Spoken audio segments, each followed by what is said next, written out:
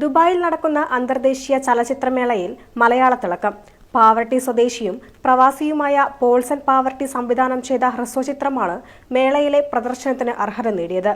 ദുബായിൽ നടക്കുന്ന Emirates international film festival വേദിയിലാണ് പാവർട്ടിക്കാരനായ പോൾസന്റെ കയ്യൊപ്പ് പതിഞ്ഞ ചിത്രം പ്രദർശിപ്പിക്കുന്നത്.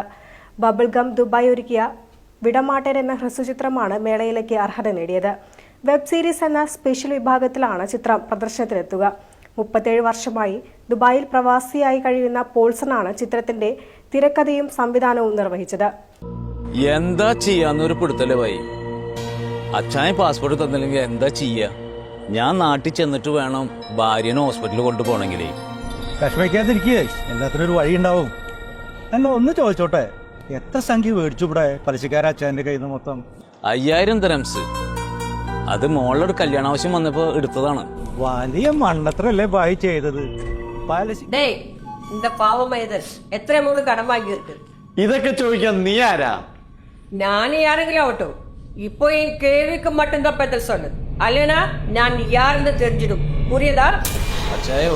ഇത് അച്ചായൻ വിചാരിക്കുന്ന പോലത്തെ പെണ്ണുങ്ങളൊന്നല്ല ഇത്. വെറുതെ അട്ടിക്കൊണ്ട് നാണം കേടാനുണ്ടെങ്കിൽ അച്ചായൻ ചോദിച്ചതിന് മറുപടി പറഞ്ഞു. 11ാം വാർഷികം ആഘോഷിക്കുന്ന ഇത്തവണത്തെ എമിറേറ്റ്സ് ഇന്റർനാഷണൽ ഫിലിം ഫെസ്റ്റിവലിൽ UAE-യിൽ നിന്നും മറ്റ് 30 വിദേശ രാജ്യങ്ങളിൽ നിന്നുമായി 500-ലധികം ചിത്രങ്ങളാണ് മത്സരത്തിൽ പങ്കെടുത്തത്. മലയാള സിനിമകൾ വളരെ അപൂർവമായി മാത്രമേ മത്സരത്തിൽ ഉൾപ്പെടാറുള്ളൂ. 2025 ജനുവരി 15, 16, 17 തീയതികളിൽ എമിറേറ്റ്സ് ഏവിയേഷൻ കോളേജിലാണ് തെരഞ്ഞെടുക്കപ്പെട്ട സിനിമകളുടെ പ്രദർശനം നടക്കുക. ജനുവരി 18-ന് ക്ഷണിക്കപ്പെട്ട അതിഥികളുടെ സാന്നിധ്യത്തിൽ റെഡ് കാർപ്പറ്റ് വിരുന്നും അവാർഡ് ദാന ചടങ്ങും നടക്കും.